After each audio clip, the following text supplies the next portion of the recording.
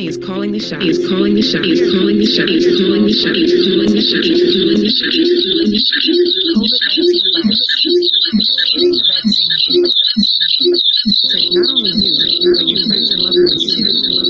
virus.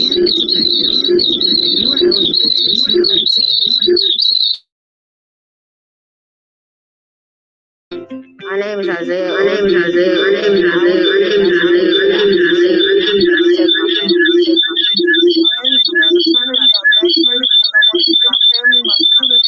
Isaiah. together we can protect the overall health and wellness of our community. It's time to get this pandemic eradicated. We need you. We want you. We're asking you to do your part.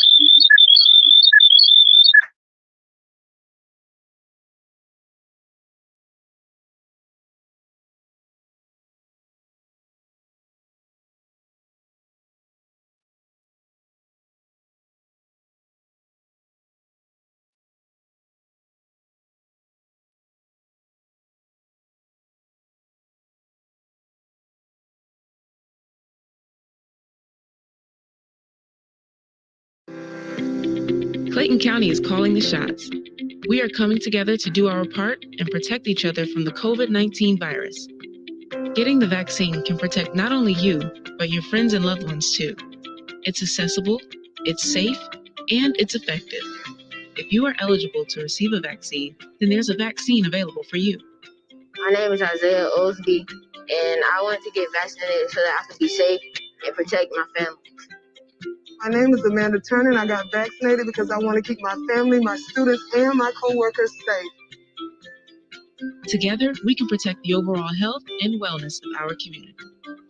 It's time to get this pandemic eradicated. We need you. We want you. We're asking you to do your part. Evening and welcome to Clayton Calling the Shots, Real Talk Town Hall meeting. We're excited to have all of you with us on this evening as we engage in very important conversation around COVID-19. We have an exciting panel of guests to share with you on this evening, but we want to direct you to a couple of key pieces as we move through our conversation tonight. If you need language translation support in Spanish or Vietnamese, it is available to you, and the link to enter into those areas or that room is provided across the screen. It is currently strolling across the screen so that that support is available for you. Support is important because we want to engage all of our stakeholders in conversation. So if you did not enter or put in a question or submit a question prior to tonight's meeting or town hall meeting, you still have an opportunity to do so as we engage in conversation throughout the night. So please enter your questions, your comments as we engage you. To open up our town hall meeting tonight, it's my pleasure to introduce to you a key player and collaborator in the Clayton's Calling the Shots, Miss Janetta Greenwood. Janetta is coordinator for science in our Department of Curriculum and Instruction.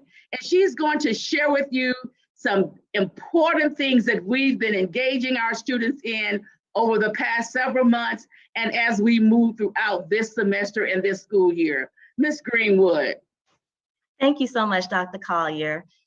Good evening, everyone. I am so excited to share with you some of the wonderful things that we've been doing inside of our district in regards to COVID-19, the virus, as well as around vaccines. And so one of the things we wanted to ensure is that students have the opportunity to see how in a real world situation, what they're learning in class applies to their everyday life. And so we wanted to allow the students to have the opportunity to have a voice in what's happening in their community, and also recognize how they can influence others to really try to stop the spread around COVID-19 and encourage them to get vaccinated. So with that, we decided to initiate a couple of different challenges and also some opportunities for learning in the classroom around viruses and vaccinations. And so we have the vaccine passport. That's one of our initiatives that students are currently engaged in, where all they have to do is just provide some information to a family member or a community member, or encourage them to get vaccinated, and their names can be entered for a drawing for some wonderful prizes that we're offering. We also offered our 6 through 12 students the opportunity to develop a PSA, and that PSA was focused around really encouraging, once again, our community to get vaccinated to slow or stop the spread of COVID-19. And we've had some wonderful submissions, and tonight you get just have the opportunity to actually watch the grand prize winner video. And then lastly, today, I'm so excited to share what we had the opportunity to do today. We actually did a live YouTube puppet show around the vaccine. And it was geared towards students in grades K through 5, because we really wanted to ensure that they feel safe and comfortable about getting vaccinated, because we know that getting a shot is very scary at that age. And so we wanted to provide some social emotional around that. But we also wanted to teach them a little bit about science, also designing puppets and engaging in developing a storyline, and having the students really think about how they can make changes in their community, because every voice matters. It doesn't matter how old you are, what grade you're in, we all play a part, and we wanted to empower them with the opportunity to develop their own vaccine puppet show. So you'll get a chance to see what they watched earlier today, which was one of our artists who actually put on our puppet show for us and really engaged the students in how to design their own puppet show. So at this time, we're going to show you 2 very quick videos. The first one, as I stated before, was our grand prize winner from the PSA challenge. And then the second video is just a very small clip to kind of share with you what our elementary students had the opportunity to engage with today. And at this time, I will turn it over to our communications team to share the video.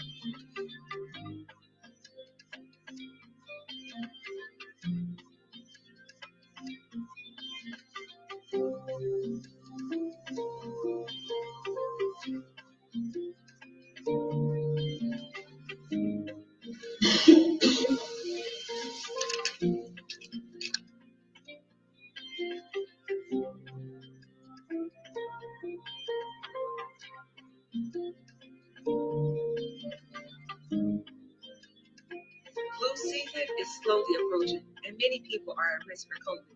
Let's do our part to keep each other safe.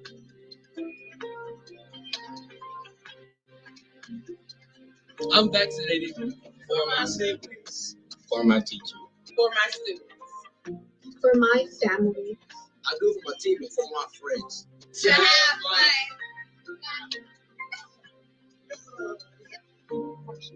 I am vaccinated for my staff. How about you?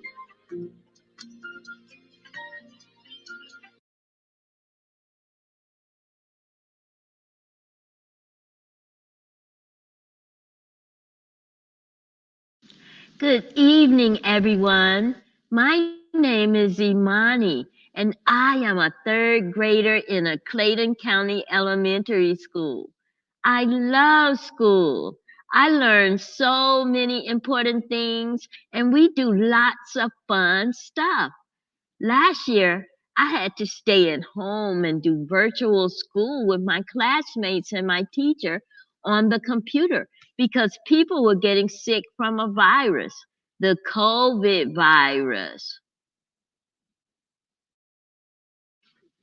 Hi, Imani. Oh, hi, Lisa. I was just talking to my friends at a forum. Yeah, I was listening to you as I walked up. Were you telling them about the COVID-19 virus? That's right, Lisa. I was about to tell everyone here what I know about the virus. Oh, great. I had a few questions about it myself, like, can you see the virus when you look around? And is a virus living or non-living? Great question, Lisa. No, you cannot see viruses with your eyes. You can only see it under a microscope. My teacher told me that viruses are non-living because they cannot live on their own, but when it gets inside of your body, it can multiply and can even make you very sick. Oh, wow. I didn't know that. Can I take something so that I don't get the virus? Well, my teacher told me that doctors and scientists have been working really hard to create a medicine that will work in our bodies to fight the COVID virus. They call it the COVID vaccine. My mom and dad got the COVID vaccine, and my teacher told the whole class that she got the vaccine too. My parents also told me that middle school and high school students are able to get the vaccine. But what about us? That's what I asked my parents last night, and they told me that the Food and Drug Administration of the federal government has approved the Pfizer COVID vaccine for little kids aged 5 to 12 years old, like you and I. Wow, I'm so excited to hear that. Me too. My dad told me some very smart people, like our own very superintendent of Clayton County Schools, Dr. Morcease Beasley, is here tonight holding this virtual Get Vax Community Forum. I was talking to my friends in the forum when you walked up. Nice. What is the forum about? During tonight's Get Vax Community Forum, the smart people I was telling you about are going to tell parents, kids, and community members all about the vaccine for kids and answer any questions or concerns they might have. I just saw that there are a lot of people here for the forum. I'm glad to be joining in with my parents too. We want to know all we can about the COVID vaccine for kids. When we get all the good information, I promise to share it with my friends and family. We will even tell our neighbors. By sharing this information, we are helping to make our communities healthy and safe from the COVID-19 virus. I can't wait to hear what they have to say because I want to be able to tell my family and friends about the vaccine too. Oh, okay. Well, let's listen in because I think they're about to start right now. So good evening again, and thank you so much, Ms. Greenwood, and to the entire science team for the awesome work that you've done to engage our students. We thank you. We thank Ms. McKinney for this awesome activity on today that engaged our elementary school students. So we are so appreciative, and thanks to the Mundy's Mill High School team for that winning video. We know that they understood the assignment. They did an awesome, awesome job. So we're ready to begin our conversation on tonight, but we would like to remind all of our stakeholders that you can still submit questions in the platforms that are available to you. In addition to our stakeholders that need translation and language support, that information is strolling across the screen. So we're going to begin our conversation on tonight with our group of panelists, and I'd like to introduce all of them that are here with us on tonight. We have our Chief Medical Officer for Clayton County Fire and Emergency, Dr. Reddy. Welcome, Dr. Reddy, if you'll just wave your hand. We also have with us our Clayton County Health District Epidemiologist, Dr. Adewale. Please raise your hand, welcome her tonight. And we have our Superintendent and CEO of Schools, Dr. Beasley. Dr. Beasley, welcome on tonight. And we're so happy to welcome also on tonight our Deputy Superintendent for Support Services, Dr. Nunez. Welcome, Dr. Nunez, on tonight. To begin our conversation, we're going to hear first from Dr. Reddy. But remember, you can still submit your questions because we want to hear from you. So Dr. Reddy, we're turning it over to you now. Good evening, everyone. Thank you, Dr. Collier. As I was introduced, I am Dr. Sudha Reddy. I am the Chief Medical Officer for Clayton County Fire and EMS. It is my privilege and honor to have this position. I am one of the only full-time medical directors for a fire and EMS service in the state of Georgia. With that responsibility, I've had the privilege through works of Chief Murchison and the Board of Commissioners, as well as Dr. Beasley and the Board of Education, to partner with Dr. Collier and her amazing team of nurses who are out there vaccinating as we speak to the community, the school community, and our students. This has been an amazing partnership to tackle something that is essential, and that is getting that vaccination to some of our highest risk members of our community and our children. With that, what I will be here for and to discuss just a little bit is the vaccine itself. I am here to answer any of your questions on the technical aspects of the vaccine.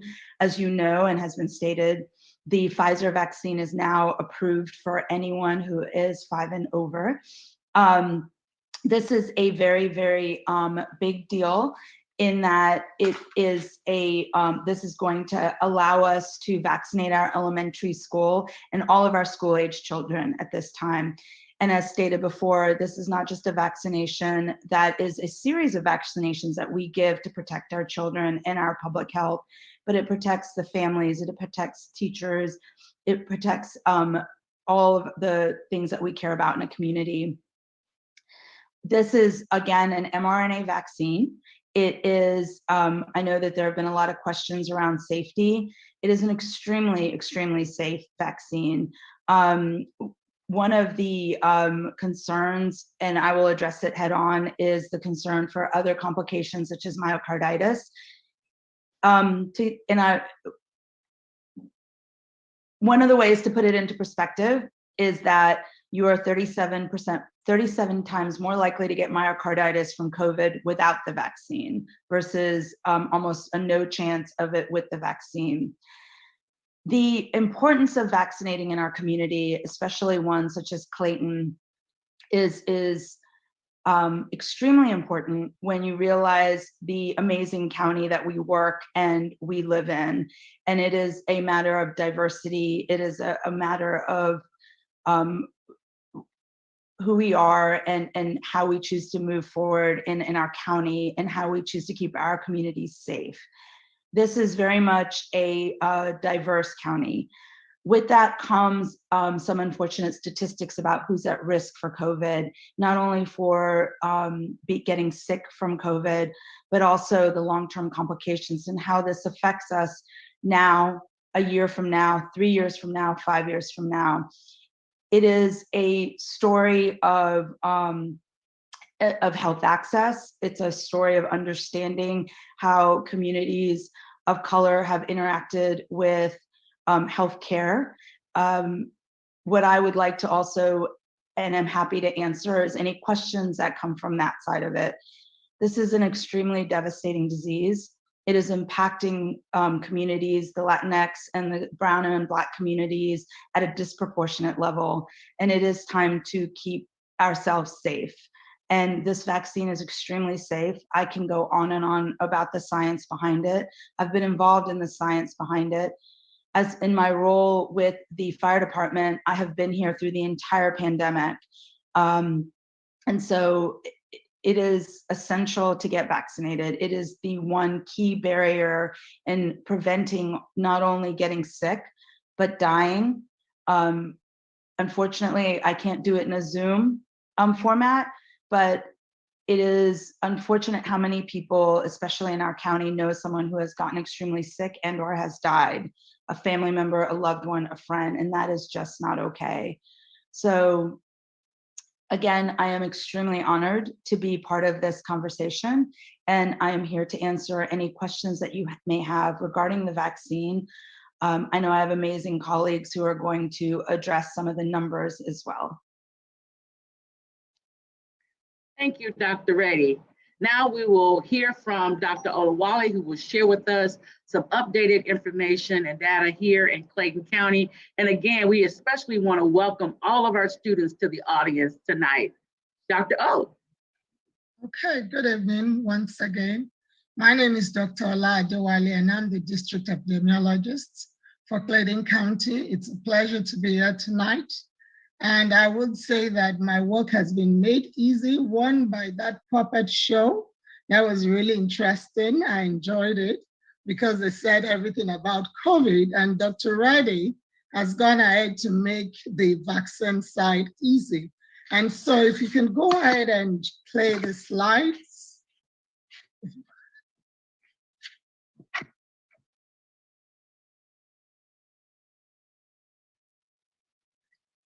Okay. You can go to the first slide. Okay, so what I just want to share with us tonight is for us to know what the numbers are like, because we know that COVID is still out there. That's the first thing I want to say. It's still out there. The good thing is that the numbers are going down, which is what we want it to be, to continue to go down, but it is still out there. What this map is showing is just a distribution of COVID in the county. And I must say that I am happy to see this map like this, because if I had brought this map on, like say in February, it would all have been red, because that was how bad it is. So for us to even have some yellow, little bit of orange and gray areas, that's really good. Next slide, please. Okay, this is just to show us the distribution demographic wise. And if you look at it, I actually highlighted the groups that we're talking about tonight, which is that group from 0 to 9 and then the 10 to 19, because the 5-year-olds are in that 0 to 9 group. But the good thing is that our numbers are really low there, and we have really kept it low. So the adults being vaccinated is really helping, because the children are not getting as infected as they used to be. These numbers have been steady for a long time now, because a lot of adults are getting vaccinated. And now that the children will be vaccinated, I'm sure that number is not going to rise again. So let's go to the next slide, please. I wanted to show this slide just to let us know that we're, fortunately for us in Clayton County, and I say fortunately, we have not had a lot of deaths in that age group. And that's fortunately for us.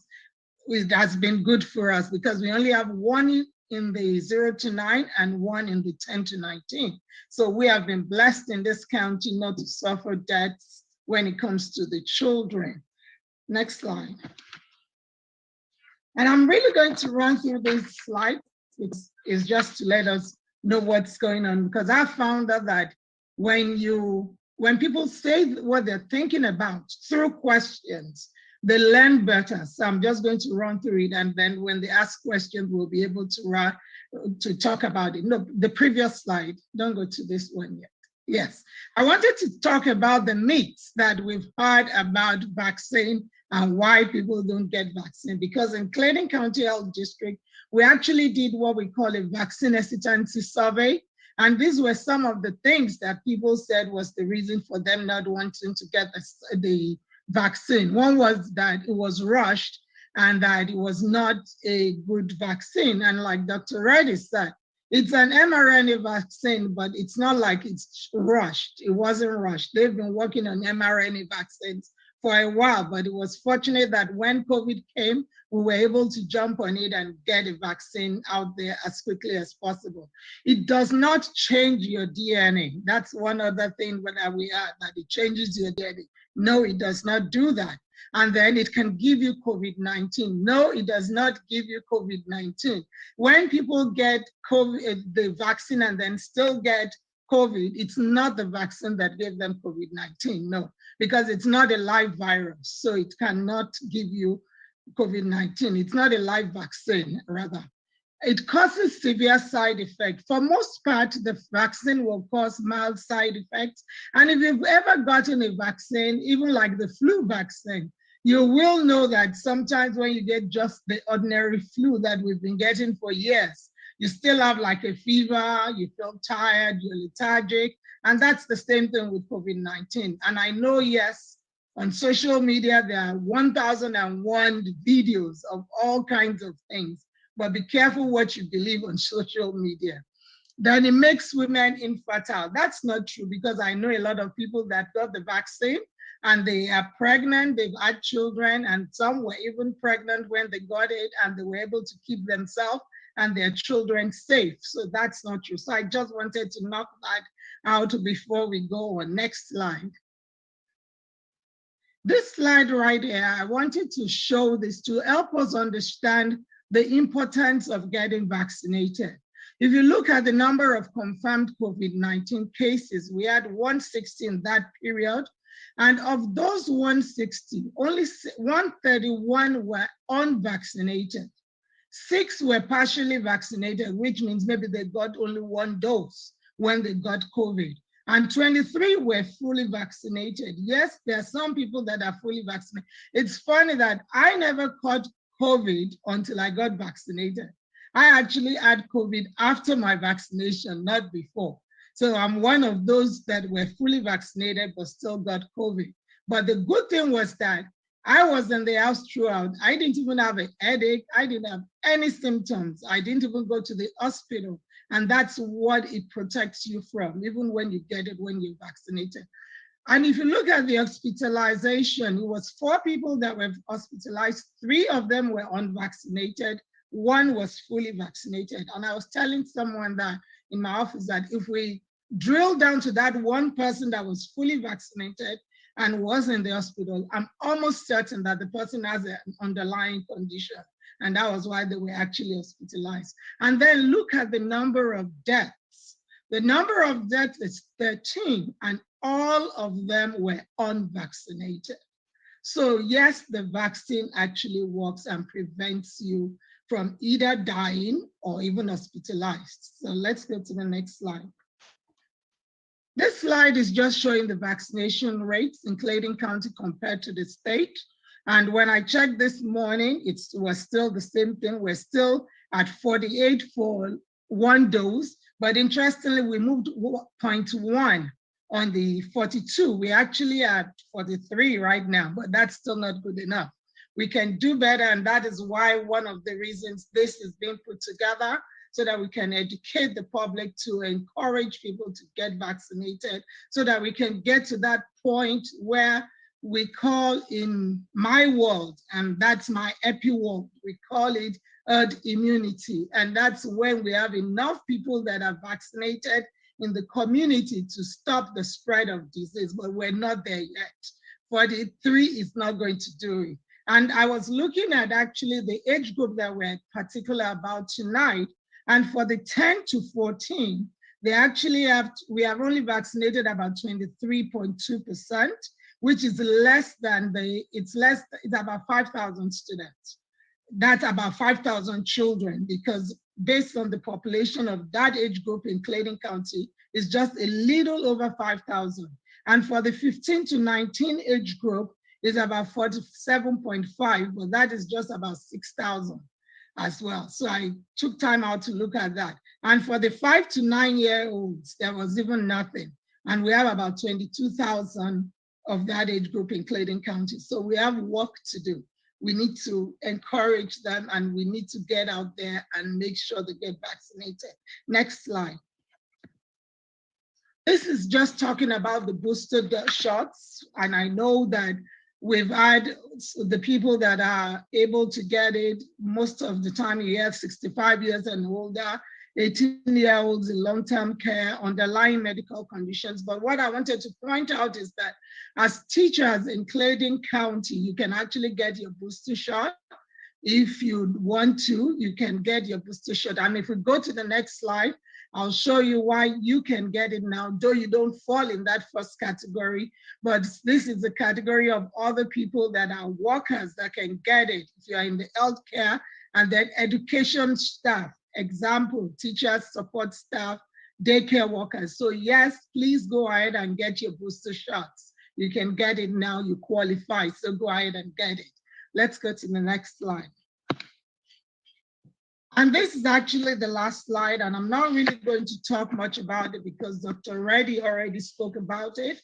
And this is the slide just talking about it being approved for the 5 to 11-year-olds, and that it's safe. One of the things there is that they talked about the effectiveness, which that the vaccine was found to be about 91% effective in preventing COVID in that age group. And safety, what they experienced was that in the children that were actually in that trial, only side effect was mild and temporary. Some of them complained of a sore arm, and that is really nothing compared to getting COVID. So I want us to put it out there. I know there's still other people that will talk, and I know that other questions, and I will be here to answer as much as I can. And I'm glad that Dr. Reddy is here, so I can always pass the buck on to her when I can't answer the question. Thank you so much for having me. It's an honor, and I appreciate the invite. Thank you so much. Before we begin our updates from Dr. Beasley and Dr. Nunez, we'd like to share with you an update on Clayton County Public School by our communications department. If you'll run the video at this time.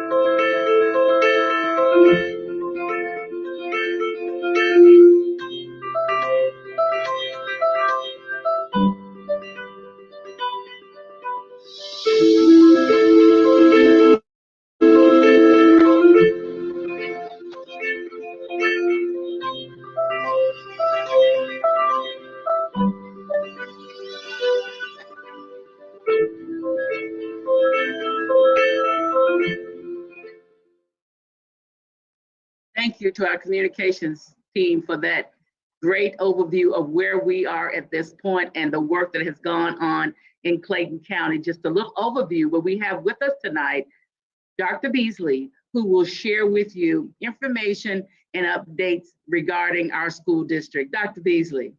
Thank you, Dr. Collier. Good evening to everyone. Thank you, Dr. O, Dr. Reddy, for sharing such critical information with our community.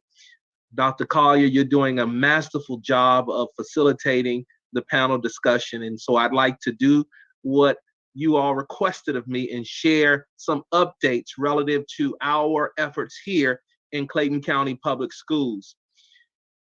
This town hall clearly is one of the efforts to help our community be informed and to take action. And the action that we're encouraging everyone to take is to get the vaccination if you are eligible for the vaccination.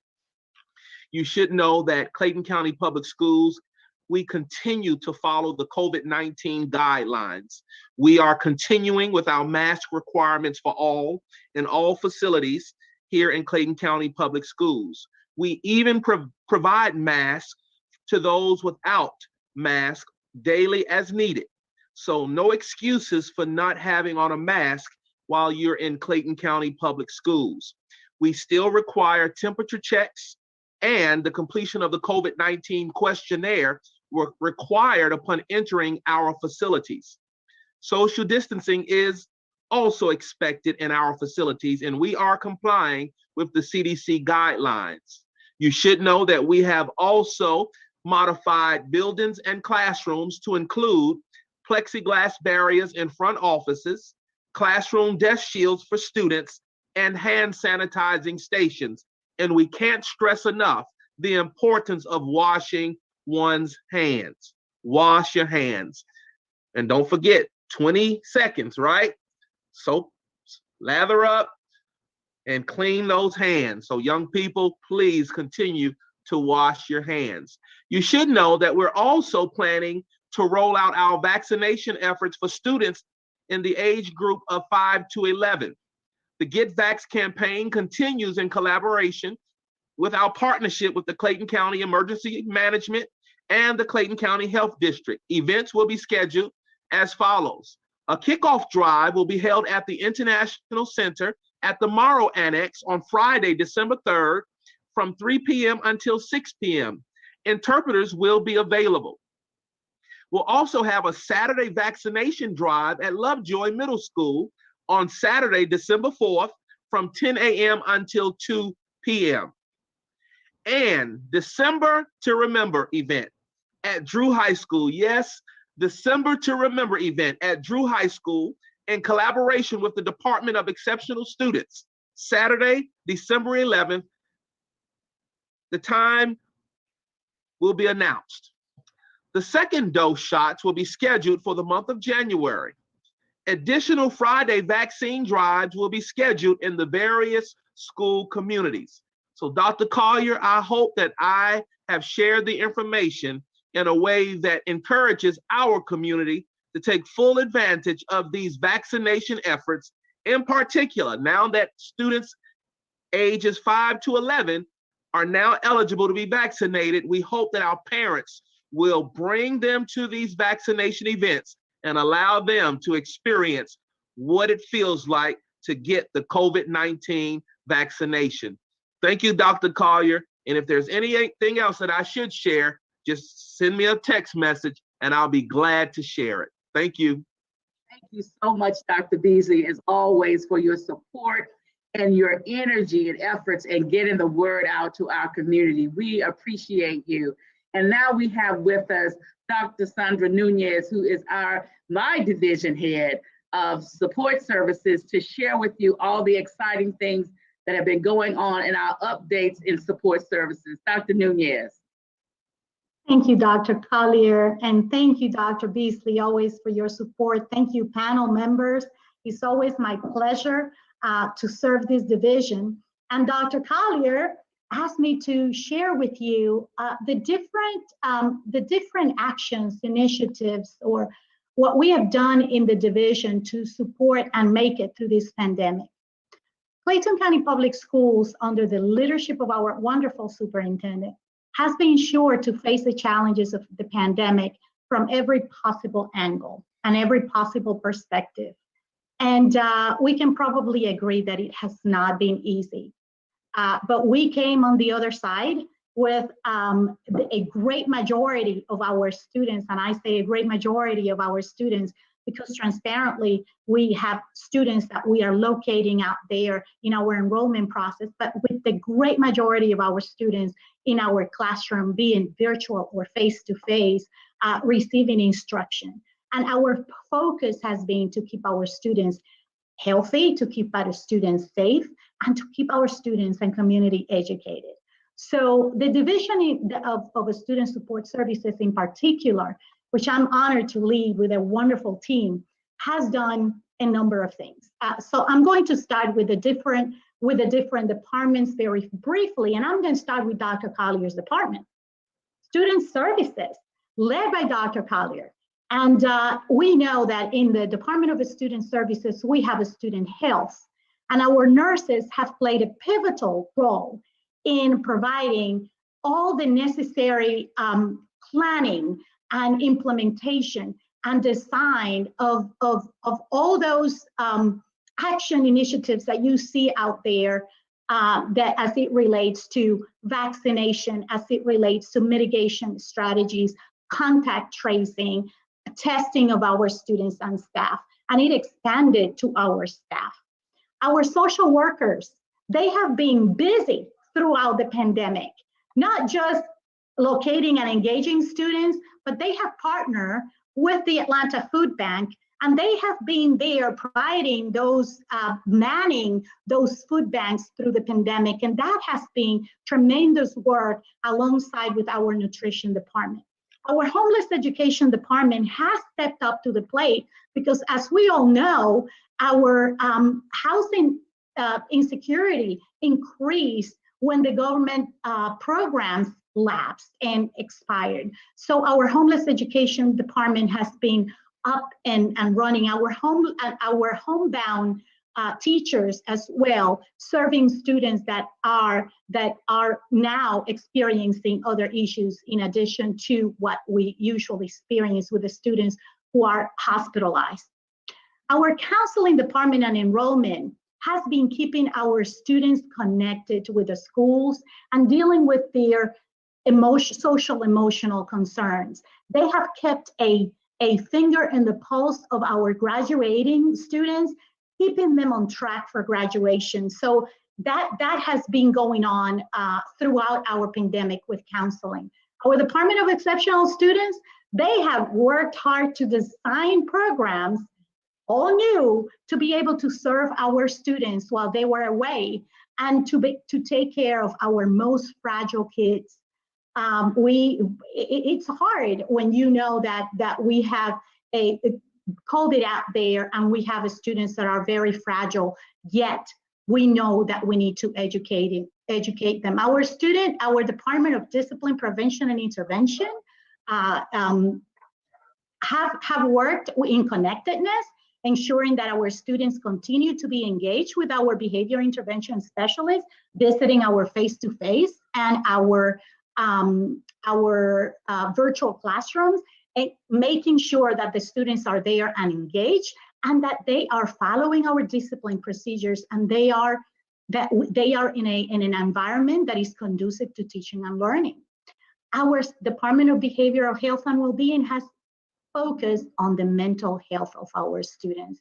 And you know that physical health is important, but through this pandemic, our students need a lot of behavioral and mental health support, and programs have been developed to support these our students through this time.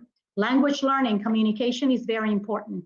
And you know that we have a very, very diverse community, and we have made sure that we continue in communication with our diverse community in Clayton County. So linguistic diversity has also been addressed.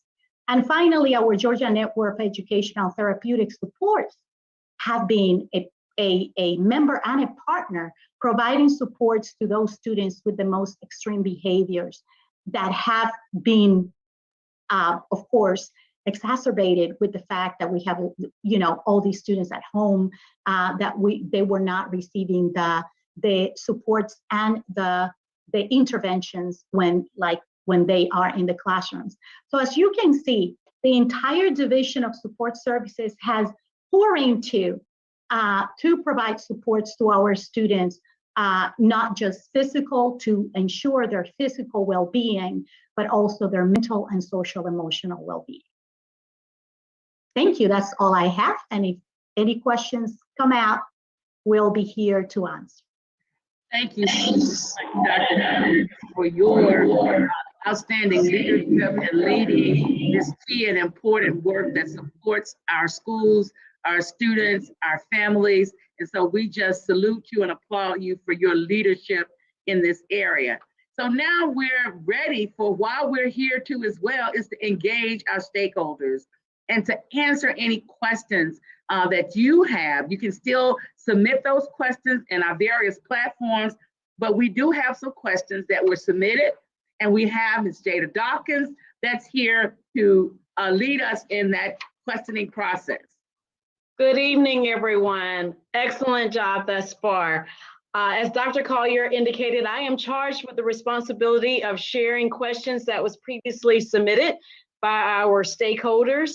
I have a total of 6, and we do have members of the communications team, Ms. Jacqueline Clark and Mr. Ronald Jones Shields, that will continue to monitor our social media platforms and pose those questions if any are received during the course of tonight's meeting. I'll start with our first question, which was submitted by Victoria Codd.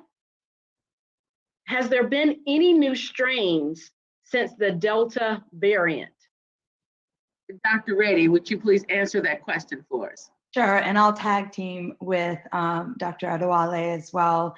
In the United States, the Delta variant, as you know, has been decreasing in prevalence. It spiked. We are keeping an eye out right now for what's called a Delta Plus variant that seems to be working its way through Europe. Right now, there was a little bit of a scare with what was called the Mu variant, but that has died down as it was not shown to be as contagious. We got lucky. The concerns are, as we go into a space where we're as a society having questions about our mitigation strategies, specifically mask wearing, distancing, how many people can be in a room at the same time. And again, so important, our continued vaccination rates, where we have not achieved, neither in the state of Georgia or in the county, Clayton County, where we are protected as a population. We are putting ourselves at risk for these variants, because that's what viruses do. They mutate, they want to survive, and what we have as a responsibility is to use the tools that we have to stop that and to stop the spread in our community. So the answer is yes, there have been variants since the Delta variant, the Mu as well as the Delta Plus. However, that prevalence is specifically around the Delta Plus, we're still keeping an eye on. And it has not hit it, but there are significant concerns for post-Thanksgiving, as well as going into the Christmas season. And we are, I wouldn't even say we're cautiously optimistic. We're extremely cautious. We hope that people will continue to vaccinate. We hope that people will, and including this 5 to 11-year-old, will provide some support as well to preventing a widespread event. Continue to mask wear, continue to do those hand hygiene and personal hygiene habits that protect all of us. Dr. Adewale, you want to add something to that, especially from a county's perspective?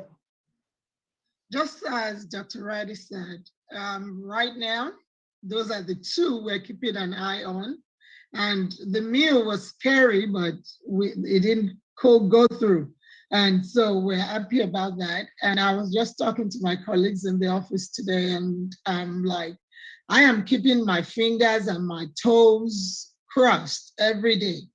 And hopefully that there will be no mutation and there won't be another variant that we have to deal with, like the Delta variant. So hopefully, even with the Thanksgiving and with Christmas, holidays coming, traveling, because in the epi world, we always say one thing, that any pandemic, any infection, any outbreak is just one plane ride away. It just takes one person to get on that plane and the story becomes different. But we're open, and we're hoping that it doesn't mutate and become another concern. I think I'm ready to be done with COVID-19.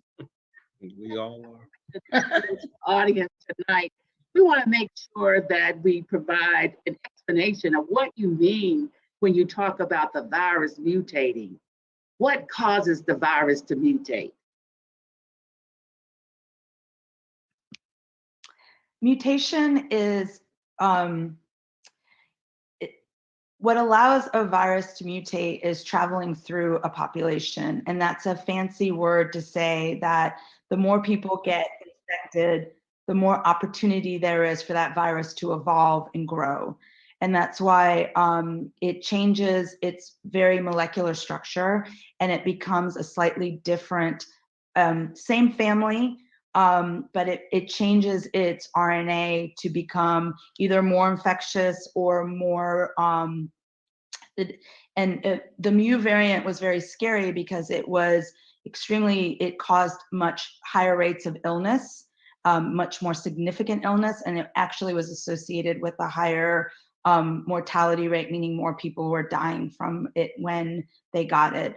So mutation is a slight molecular change in that virus that is aided by its transmission through us right now because we're the primary host. So the more people get it, the more opportunity the virus has to learn and change and evolve.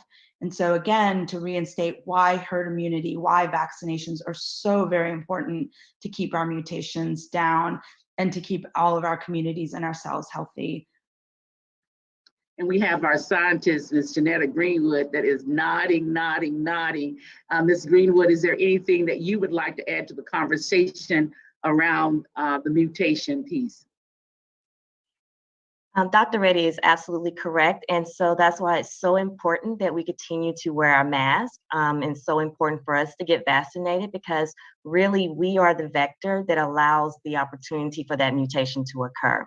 And so really, ultimately, a virus goal is to survive. And so it's going to continue to evolve as long as it has a host to go through that process in. So we have to do our part and make sure that we continue to stay masked and stay vaccinated so that the virus does not have a place to survive and replicate and mutate.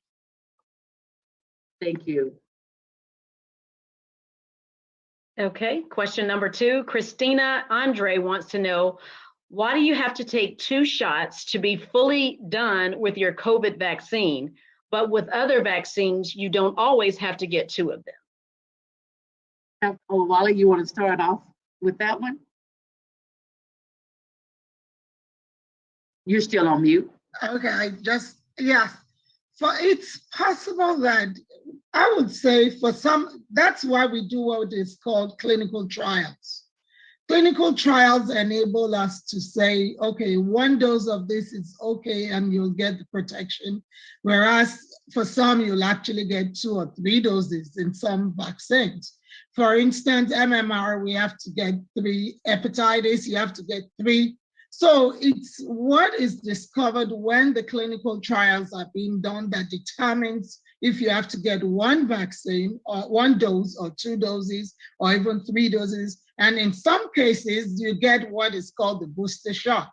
It's not only with COVID that we get the booster shot. There are some other vaccines for children that they have to get a booster shot as well. So it's based on clinical trials because the aim of clinical trials is to make sure that we're protecting the community.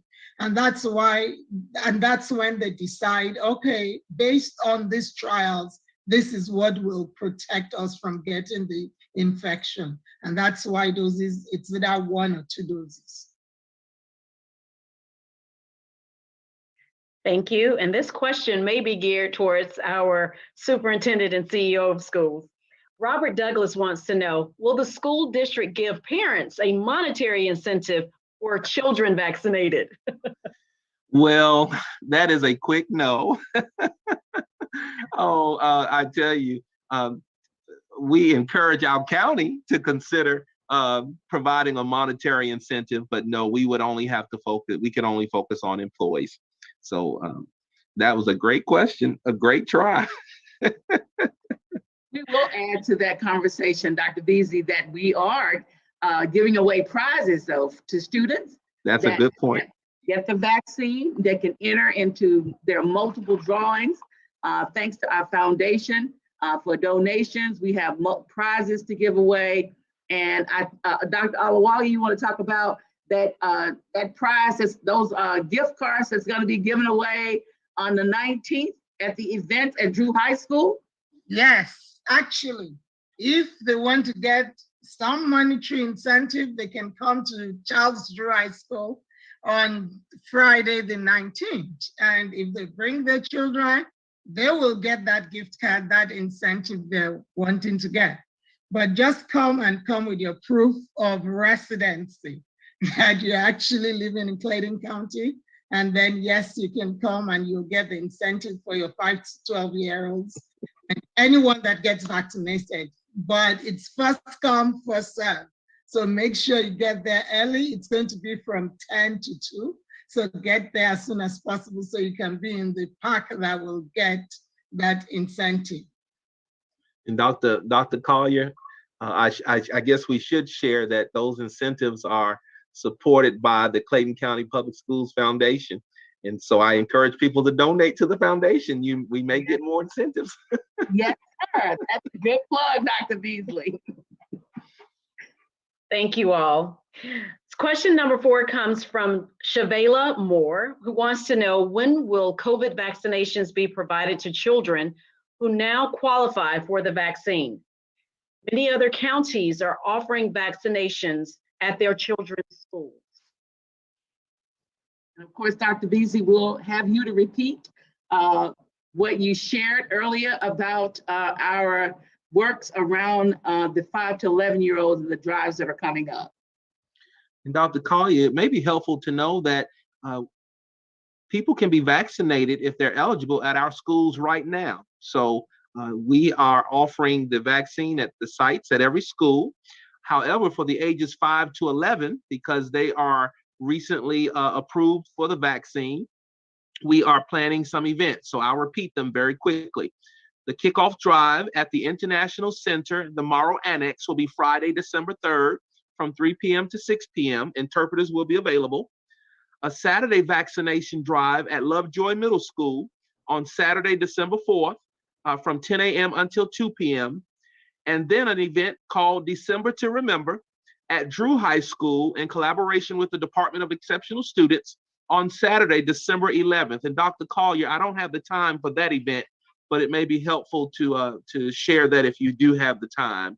And then second dose shots will be scheduled for the month of January, and additional Friday vaccine drives will be scheduled in the various schools and the various communities throughout Clayton County.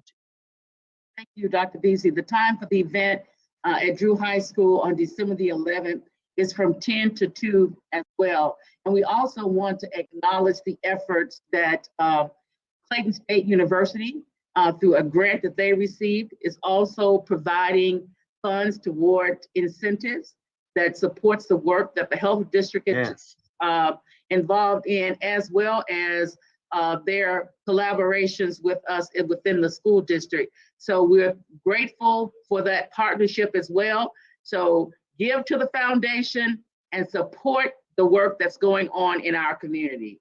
And most importantly, go to those vaccine events and get vaccinated, and you may win one of those incentives.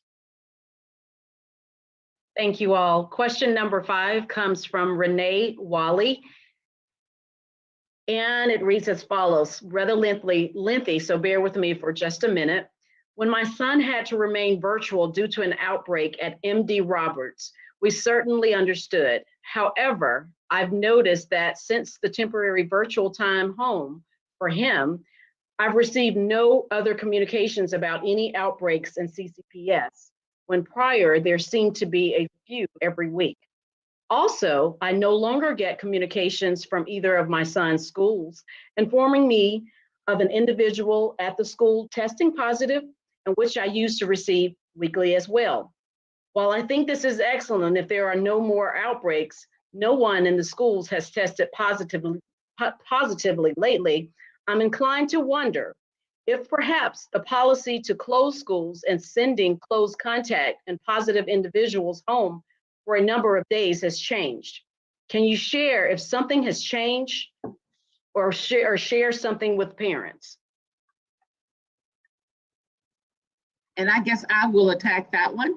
And as Dr. Beasley indicated, our mitigation strategies are consistent, and they remain as they were at the onset of our school year. And we're happy to announce, just as our health district, that our numbers have declined.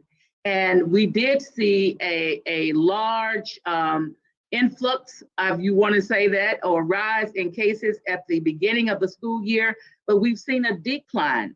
And so parents, you're not receiving those notifications because there has been a big decline in the number of cases in our schools and in our school district as a whole.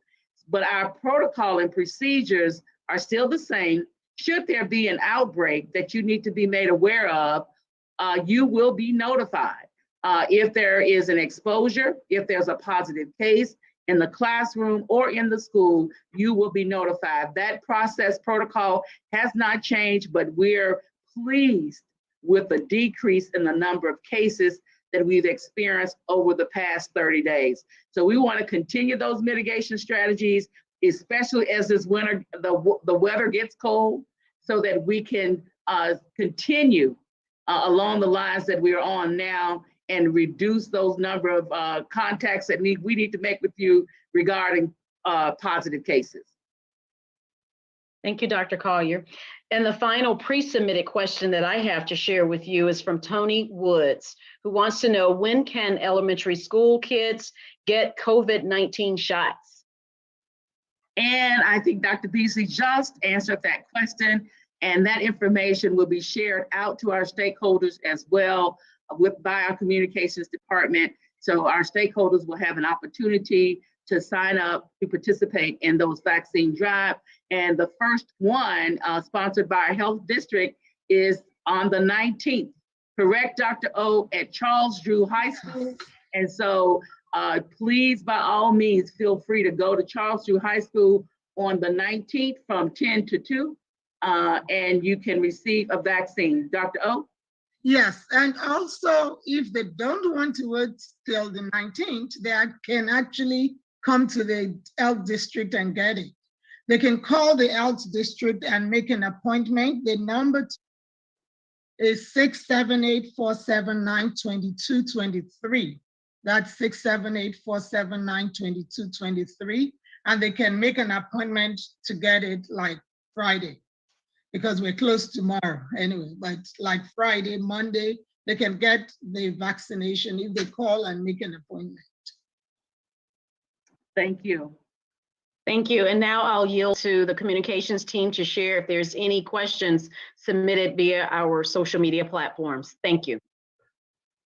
Good evening, everybody. We do have one comment from YouTube, or one question, and it goes, as an adult, I'm scared of taking the vaccine. I've never been sick. I've never had a shot. I had never had to take a vaccine before.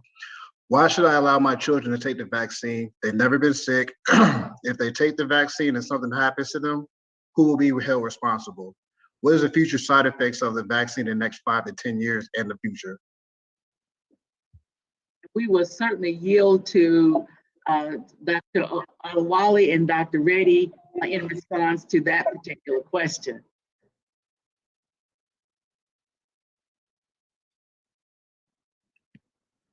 I'll begin. That was a lot of questions. Mm-hmm.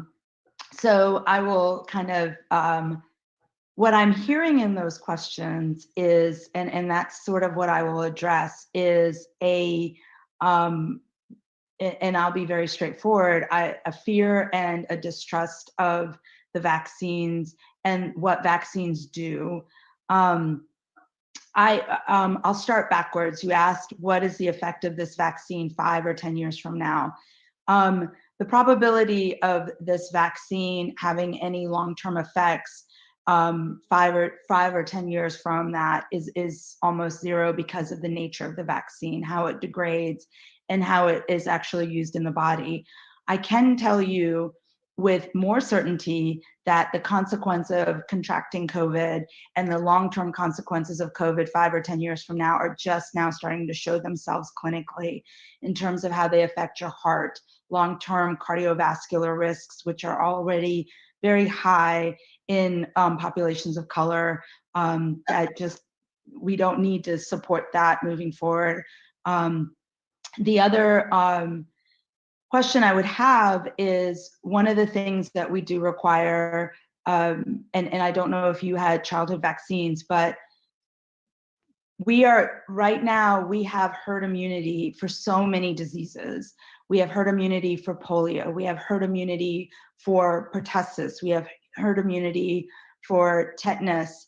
There are benefits that may be shared by you and your family because of those who have involved themselves. And the question is that a safety for yourself? And then also moving that forward as a society and as a community and safety for all.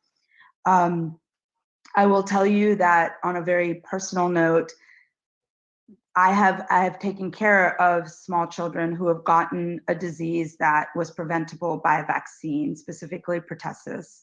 Measles is also on the rise. When I was holding that 8-month-old baby and they were not able to breathe, and I had to do stuff for a disease that was preventable and highly preventable with a vaccine, it is a difficult space to be in as a healthcare provider. It's a difficult space to be in as a mother.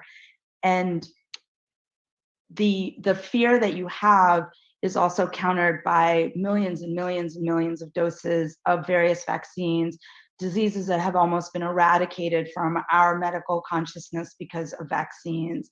The history supports why it is an extremely effective strategy of making sure that yourself as well as your children remain healthy and also serve those around them that they love by preventing transmission of particularly what we're talking about is COVID to yourself as well as to your loved ones. Thank you for that. Our next YouTube question will come from Benita Eason, and she asks, will the vaccine become mandatory for school?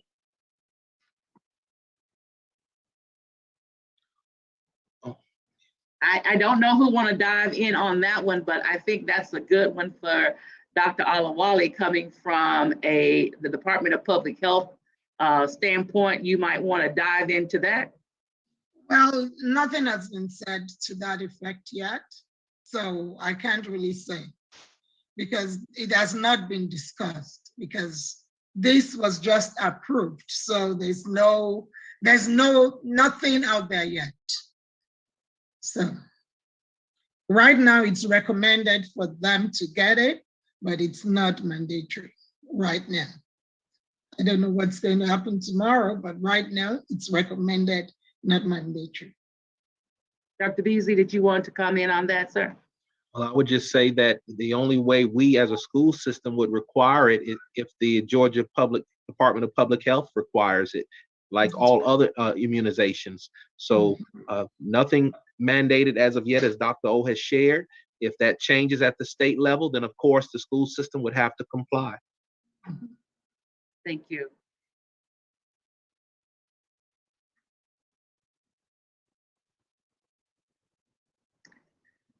Do we have any other questions at this time?